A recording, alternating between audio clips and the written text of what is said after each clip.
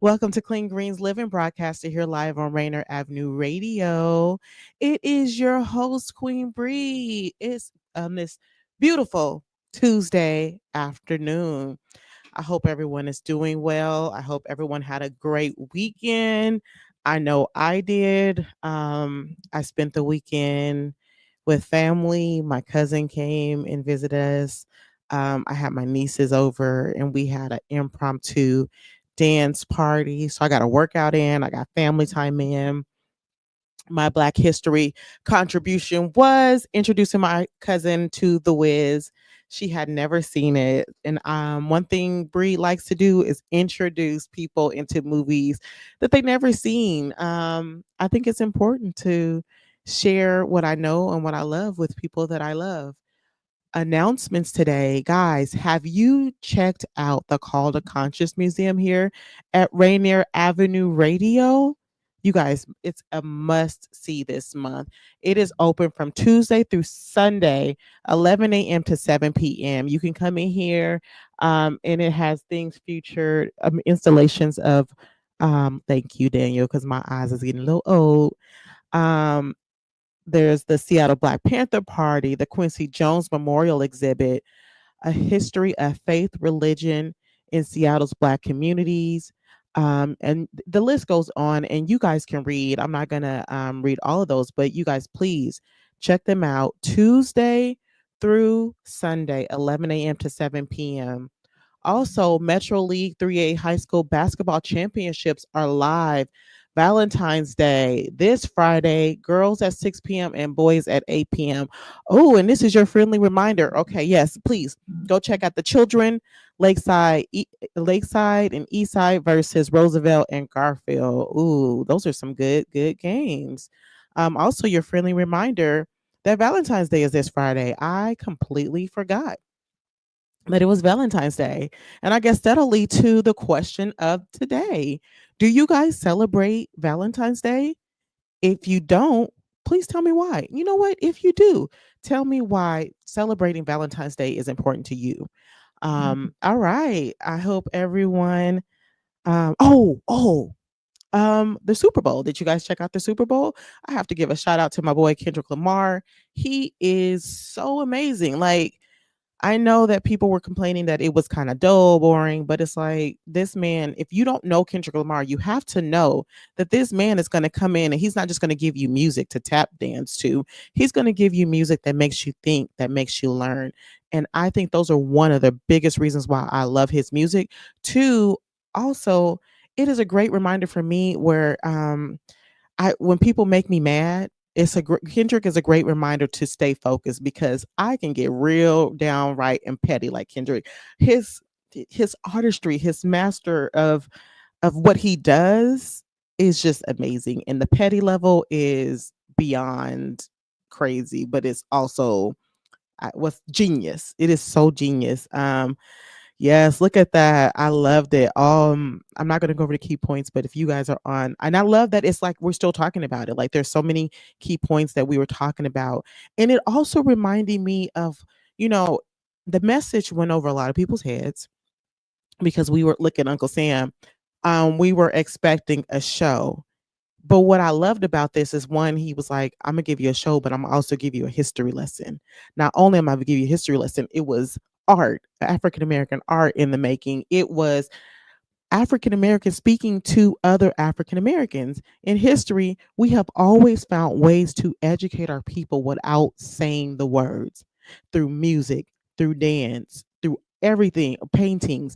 And Kendrick killed it. He did it. He did his thing. The whole the game system, how the system is playing us. Oh my God, it was amazing. So, if it went over your head, go back and rewatch it and see it for yourself.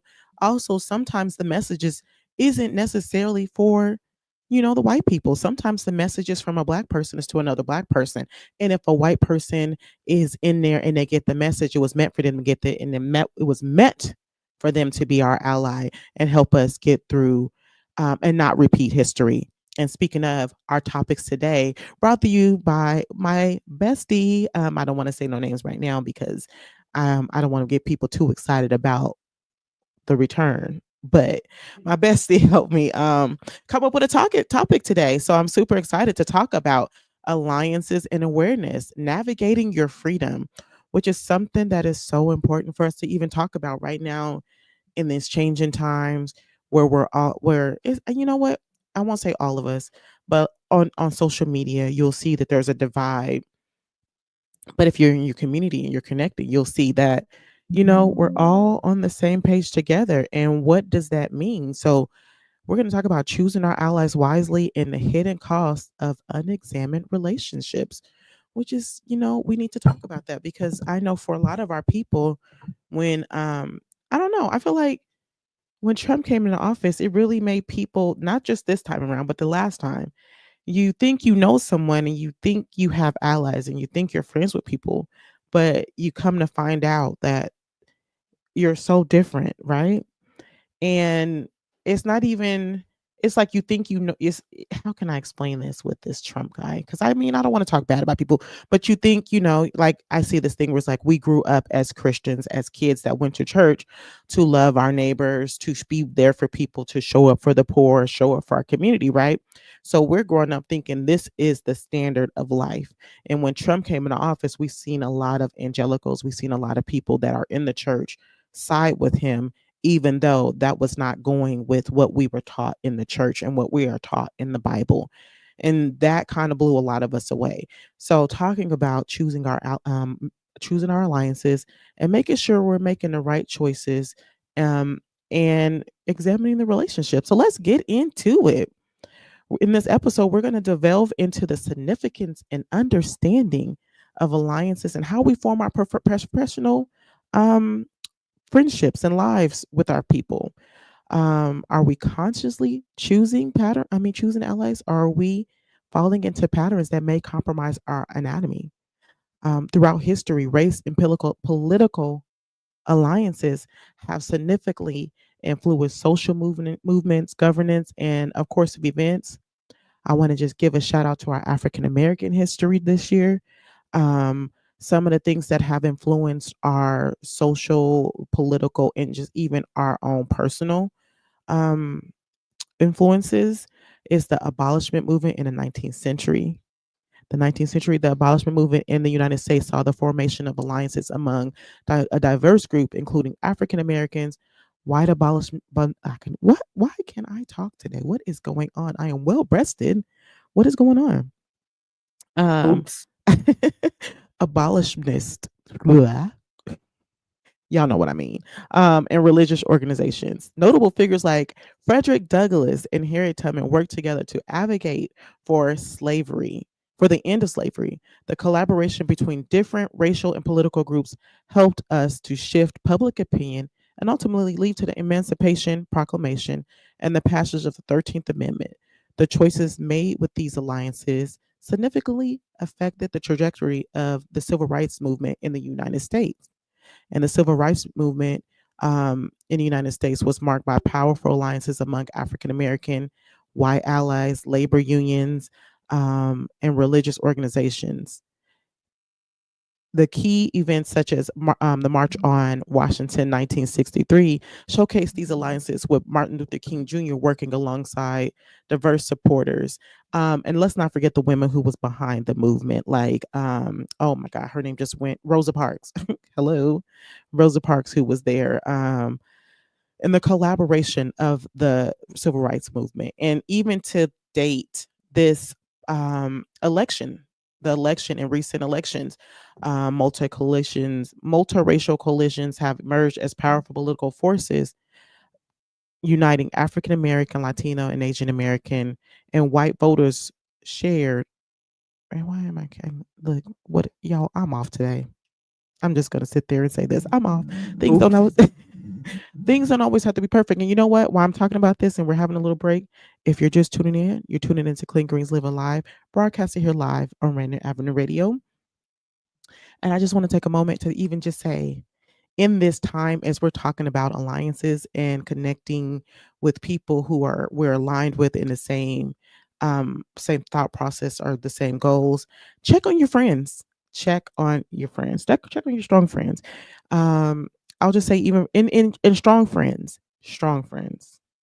I know it's hard to reach out to your people, but if you are very sure about the people that you are aligned with, you have to trust and know that you can reach out to them and say how you're feeling and express how you're feeling, because you will never know what you're feeling. They may be going through too, or they can actually help pull you out of whatever you're going through. I could say, for example, for me, I had a rough week last week.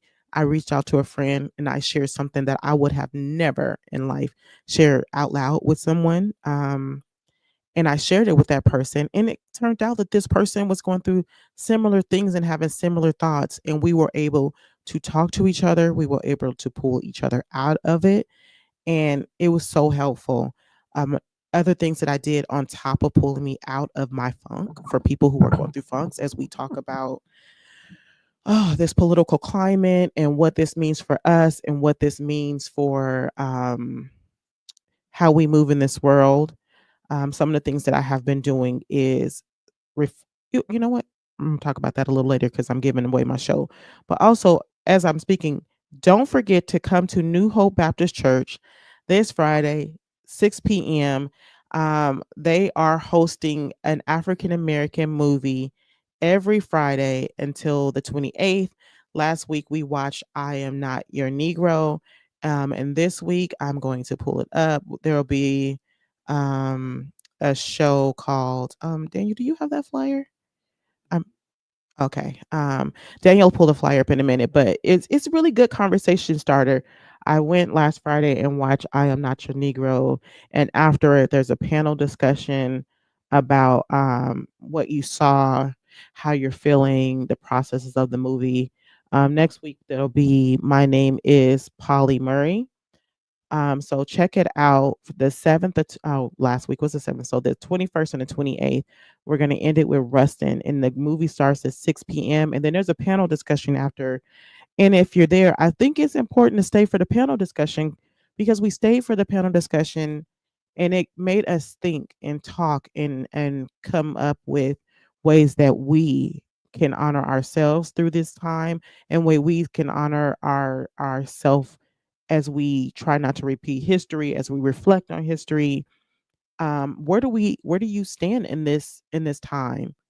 I know one time I heard, if you're wondering where you would have been during the civil rights movement or during slavery, think about the decisions that you're making now. So I invite you guys to come out and commune with your community. The host panel is at the bottom. My little old lady eyes cannot read that low. Um, oh, no movie this week. Oh, because it's Valentine's Day. No, no, no. Oh, that's why. Okay. I was like, wait. I read that wrong. Okay. Hey, Deacon Janet. Shout out to Deacon Janet. So there's no movie Friday because it's Valentine's Day. So the 21st and the 28th, I was wondering about that. I was like, isn't there more than just 3 weeks in February? Again, question of the day. Do you celebrate Valentine's Day? If you do, why? Tell us why it's important to celebrate. And if you don't, tell us why you don't celebrate. I never answered the question. I tend to, let's see, I celebrate Valentine's Day, but not in the traditional way that people celebrate the Valentine's Day. Like, the last thing I want to do is be waiting in line at a restaurant paying more than I would normally pay on a regular day just to say that I went out for Valentine's Day. But what I do is I get together little bags of love for my family, and I put little treats in there, little tidbits of toys and stuff for them to cherish.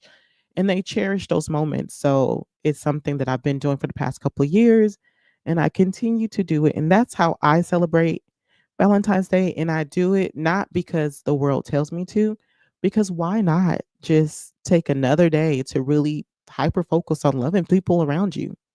Because love is what gets us through. Love is what we remember. Love, oh my God, it sounds so cheesy, conquers all, but it does. Love conquers all. So any chance I get, I like to show love to the people that I love. So I am not about to play with you, Daniel. But yes. So yeah, so Valentine's Day is this weekend. Let us know if you celebrate Valentine's Day or if you don't and why.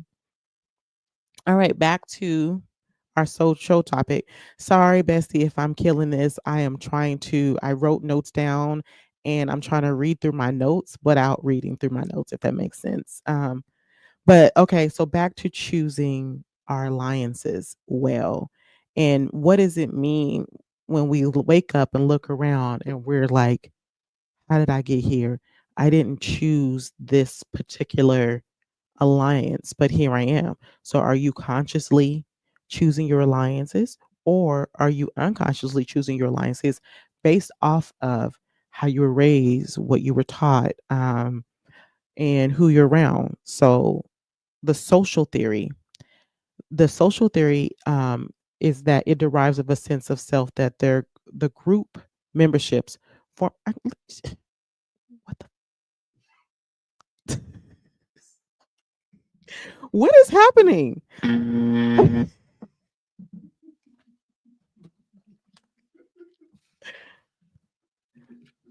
Y'all, I'm gonna get it together. Okay, let's just take a moment to recognize that it is only February and I moved at the end of December and I have been going, going, going. And this is my sign to take a moment and look at my little nails. They're dyed because of nail polish. But anyways, this is my moment to be like, you need to slow down, girl. You need to slow down. You need to get your mind right and you need to refocus. Okay. But social theory is a theory that posits that individuals derive a sense of self from their group memberships. Forming alliances can enhance our identity and provide a sense of belonging. However, over identification with the group can lead to conformity and diminish personal agency. So, who you're around matters and why you're choosing this matters. So, one of the things that we can do is self reflect on who we are. What do we stand for? What is our understanding and motivation of why we're doing what we're doing? And look around your group. Are they aligned with your core values? Are they aligned with your morals? Another thing is trust and reciprocation. Are you in a relationship with people in alliances where you guys are forming a connection, where you have this agreement, where you guys are on the same path and you guys are making decisions that is beneficial to everyone, if not all, but majority of your group? Are you making plans beneficial to just you or to your overall group and the overall community? So trust and reciprocation. Are you being drained? Are you being taken advantage of? Are you being manipulated? Are you the one draining someone, manipulating them? Do you feel like you are getting back what you're putting in into your relationships with people? Another reason why we connect with people, but we got to be mindful of who we connect with, is because we have fear of isolation. People try to deny that humans crave to be around other people. We need that connection. We were created to connect. So making sure that you're connecting with the humans. What else can we talk about? What else? If also, this is a live show. Oh, um, Daniel. Oh, okay. Thank you. I celebrate Valentine's Day because celebrating love is universal and multi-generational. It can be romantic and fun. Yes, yes. Oh my God, you guys, I feel like romance is so important. And romance is not always your traditional, I gotta take my person out on a date and buy these flowers and go and have a candlelit dinner. Romance can be anything, anywhere. Get to know your people and what they need and what they like, that's considered romance. Like for me, spending quality time is romance for me. Like if you spend quality time dancing, I love to dance. So if someone set up some time for us to hang out, oh wait, look, I'm talking like I'm single. If my husband took the time, and not saying he doesn't, but I'm just saying example. Oh Oh, that my. scared me. I'm not saying he doesn't. I'm not saying you don't. I'm just saying like these are things like when he sets those times where we listen to music and we dance, or set those times and we just sit around talking and getting deeper in conversations. I love a good connection. Okay.